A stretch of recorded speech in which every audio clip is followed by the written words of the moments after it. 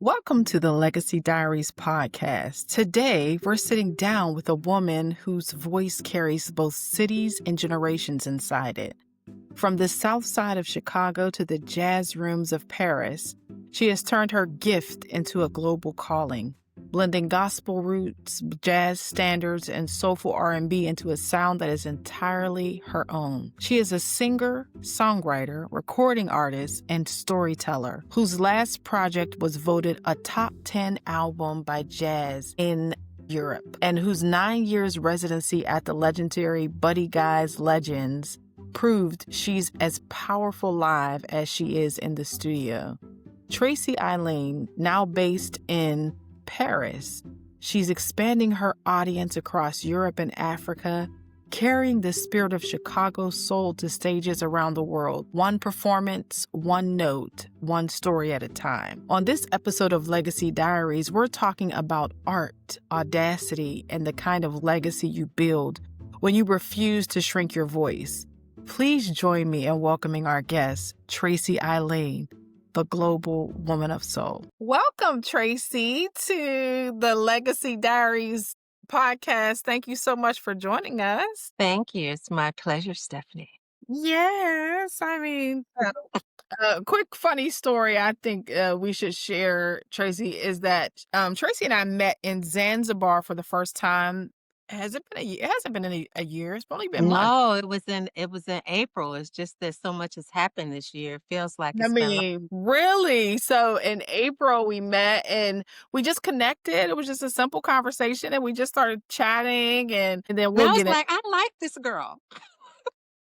That's what I said. I was like, I like her. I mean, and so we had a great conversation, good interaction, and we just stayed in touch. And Yeah.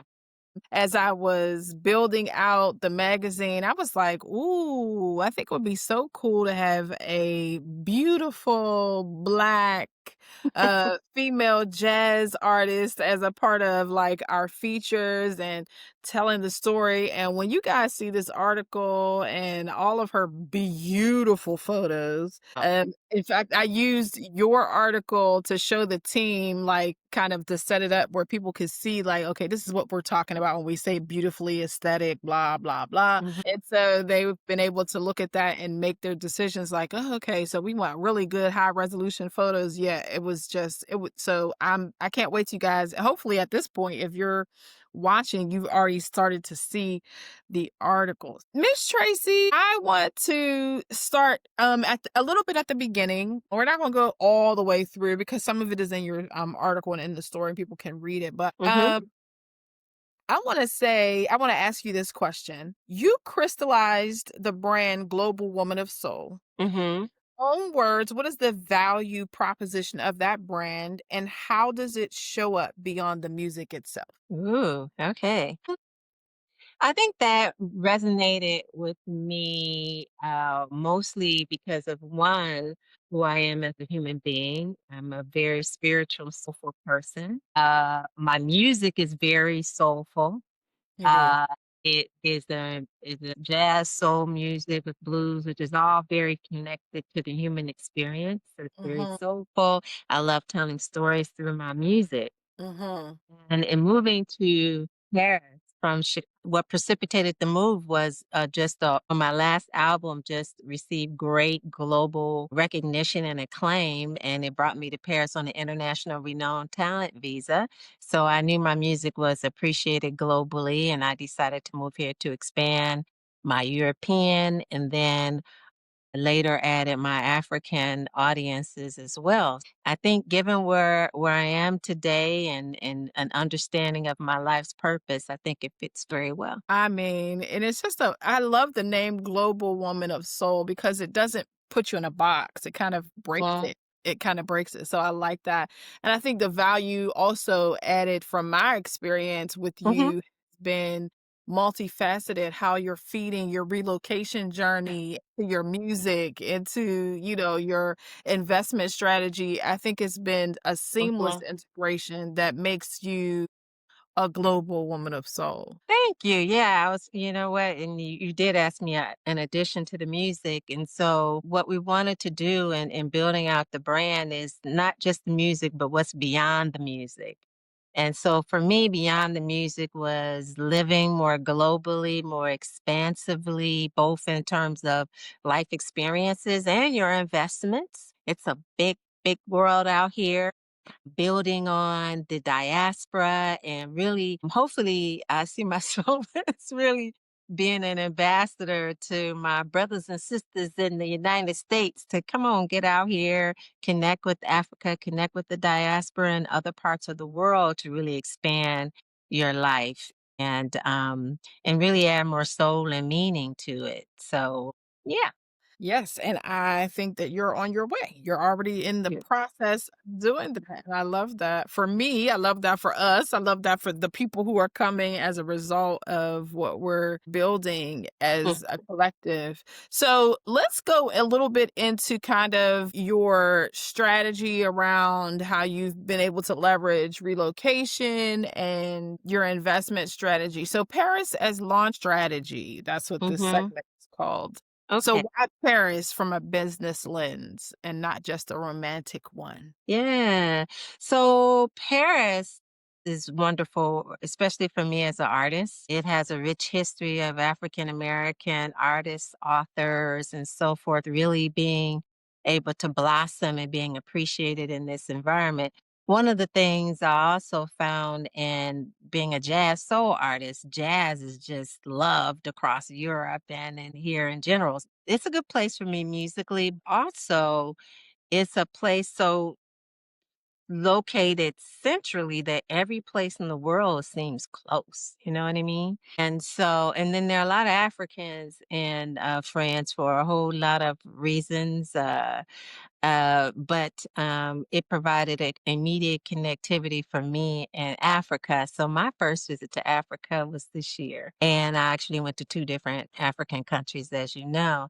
So part of being here, that connectivity to the global stage and the upheaval in the United States really fueled my desire to start looking at making more significant investments outside of the United States and more globally, and more specifically in the diaspora. And one of the things I wanted to do was to explore having international Airbnbs and parts of diaspora to also help facilitate us African Americans connecting more with us around the globe. So that's kind of where that came into play. So you brought up the Senegal. So I want to talk about a little bit about your journey. So now you've been in Paris. You've been in Paris. You're living in Paris on a visa. Also, you've been to Senegal, which we're going to come to, and then you've also visited Zanzibar recently Yeah.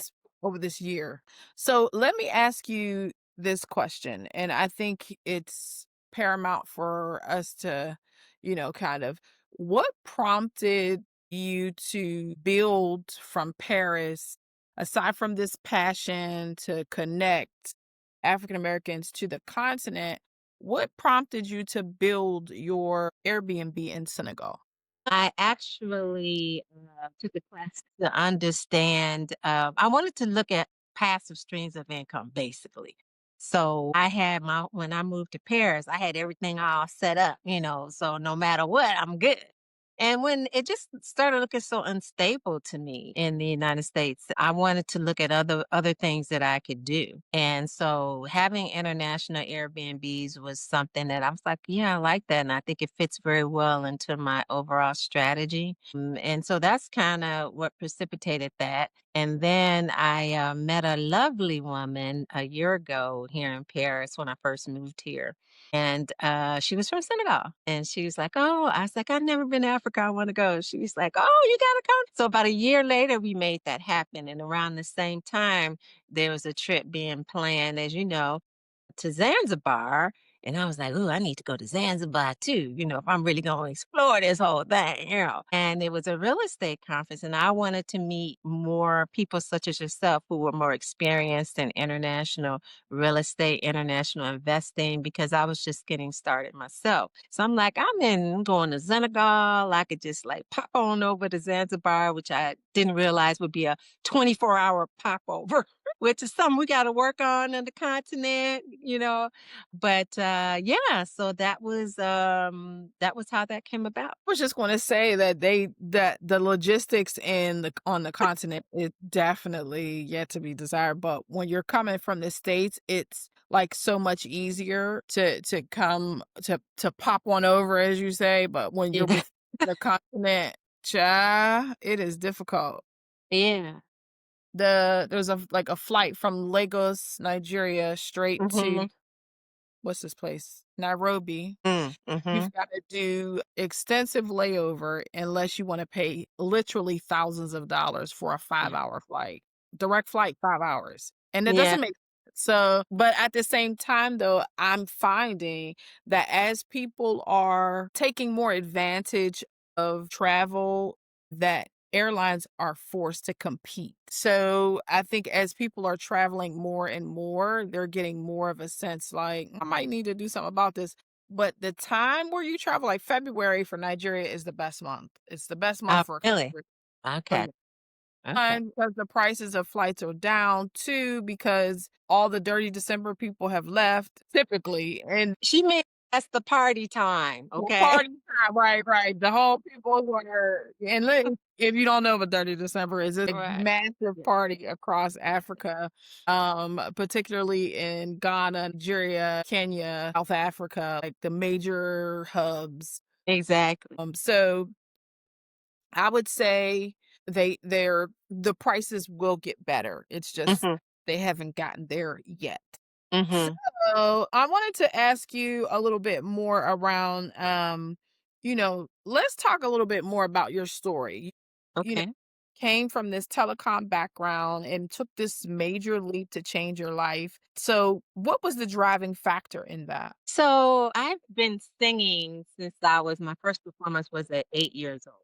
And then I was, singing all through that. I was like the lead in my third grade play. They wrote me into all three casts to sing Somewhere Over the Rainbow. So, and I was in the jazz band in high school and college. And my plan was initially was to take a job. I went and got my MBA because, got to get your degrees. And I was going to go to work for finance, CBS Records and finance. And I was planning on getting discovered, that way. Because I've never been the one that I'm going to sleep on people's couches, be on all the back roads, struggling. Yeah, no, that was never me. So I always had a different way of thinking about how my music was going to happen. But, I ended up kind of getting sidetracked in that dream and I got married a couple times and I was trying to have the life I thought I should be having and it just wasn't working for me. So when I got divorced the second time, I decided, let me just live the life that I want. The life I want to lead and I want to sing.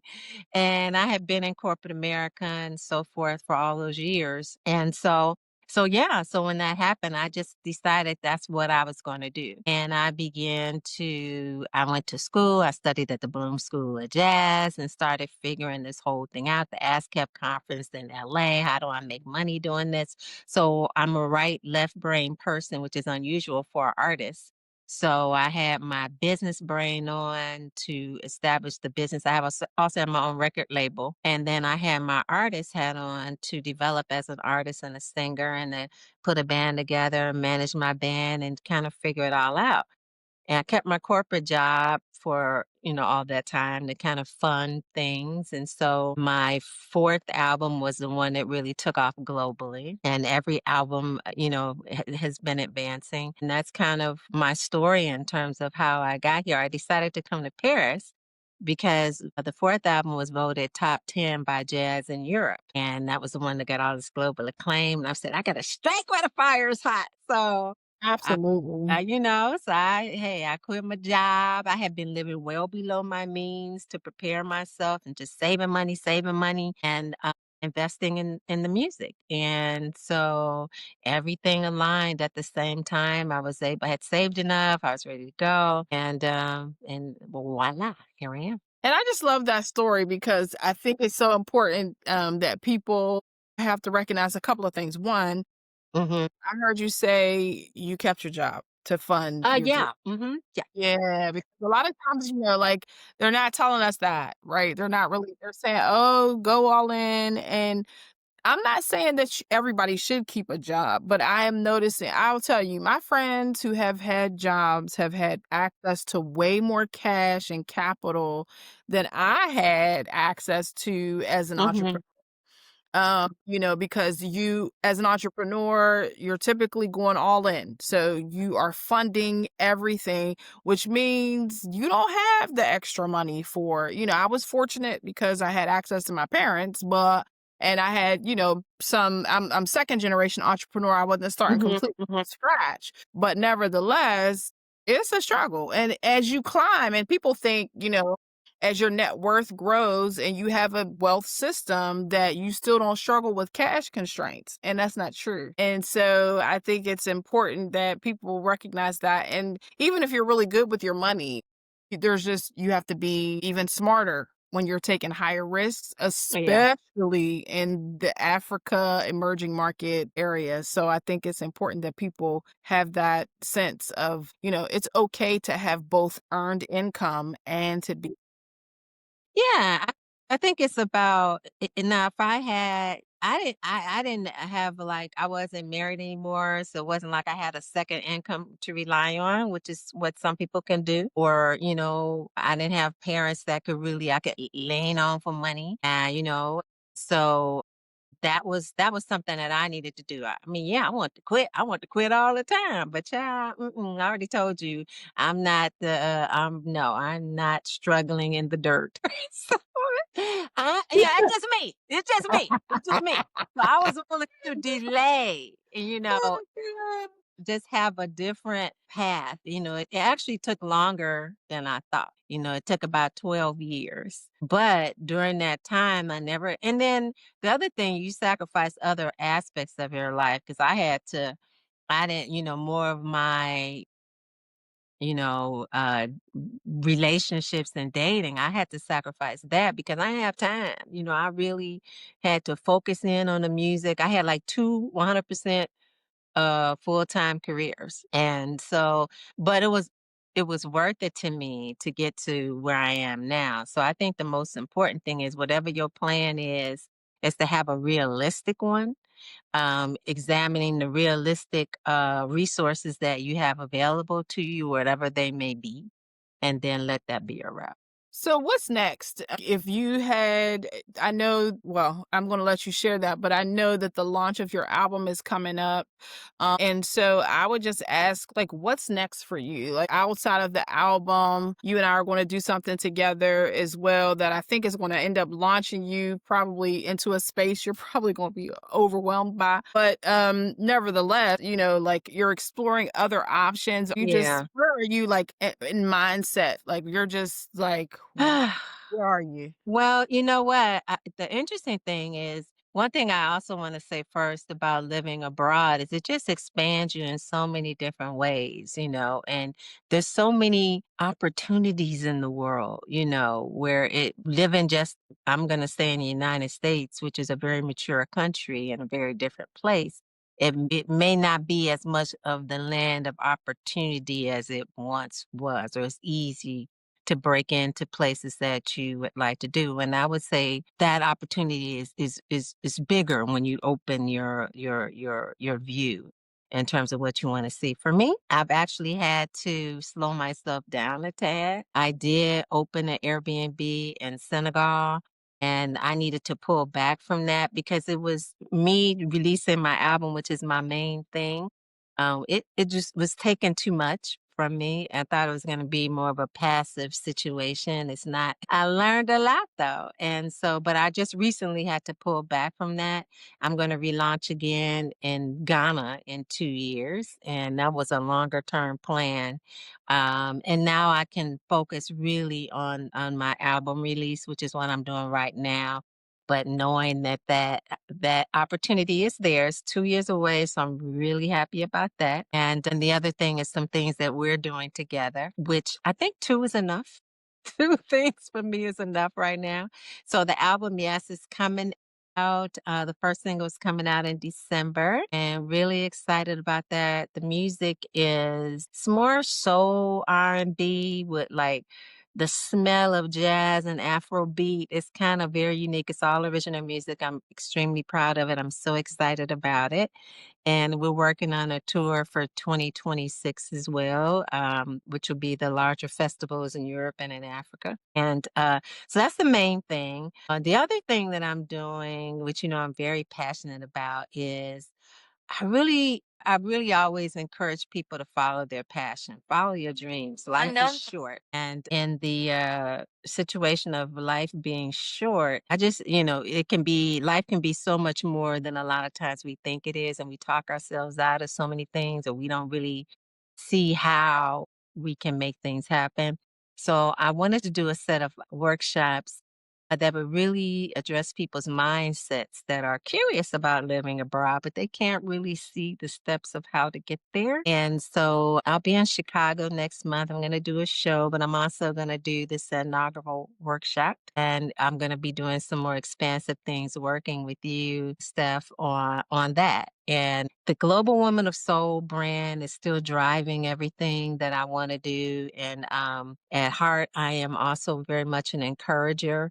I'm like your rah rah, yes, girl. And I'm really excited both about the album and about the workshops coming up. I'm so excited about the album. I have to shamelessly say that I was able to sidebar here just a little bit of some of the music, and it is so good. I am a live music head, so I am super excited about being able to Hmm. see live and hear the band and all of it coming Yeah, together.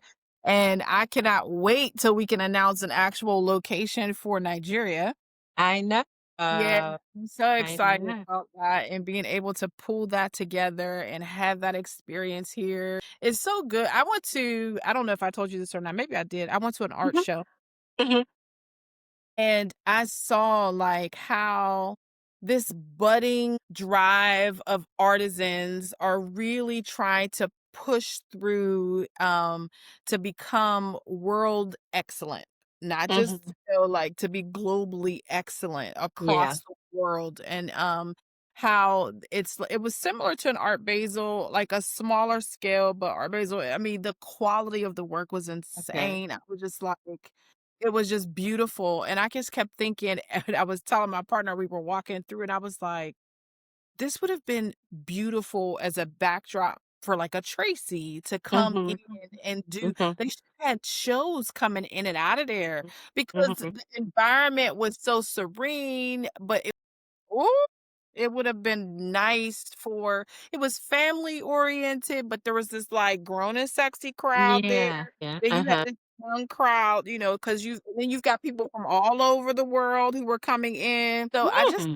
yeah, it was amazing. I mean, Hmm. I don't know if I was looking at it from the lens of a visionary that I was just so connected to it, but Yeah. thinking like art it's called Art X Legos. It was amazing. I thought I stood in front of this painting or where this Uh-huh. red painting that had this shadow of like bodies like intertwined. And Yeah. I just could not staring at it to the point where my partner was like, "Are you done? Look." I was like, "This is so mesmerizing." Wow. Okay. I was just standing there like a idiot. I was like, "This is so good." Just, and I think Hmm. that's the impact that the artist wanted someone to Yeah. have because I was just Absolutely. like, "It's so good." Like, I really like that it's all red. Red's not my favorite color, but it just pulls you in. Hmm. So, Hmm. I just think that there's so much space for people like you who bridge, right? This Hmm. international market of people with the African American experience and Yeah. then the continent, and then no telling where else you'll be. Of course, I'm sure you'll be all across Europe. It'll just be so interesting. And I was thinking about this too, that I don't have like this component to any of the hold any of my holdings. And I Hmm. kept thinking, wouldn't that be kind of cool? to have the magazine, and so we'll talk about it offline, but Mhm, I was mhm. just like, like, wouldn't that be cool to have the magazine have this segment, where Yeah, introducing, from a, lifestyle, luxury music kind of thing? Because I grew up, listening to music. Now I'm deeply embedded in the Black church gospel experience, me too. but just the sound, like, the sound of the Hammond B3 organ just does something to my soul. I love. And you heard that in my music and some of the songs. Yes. Yeah, yeah. Yes, and so, like I said, it just washes over me, and Mhm, because it just makes all the nostalgia come back.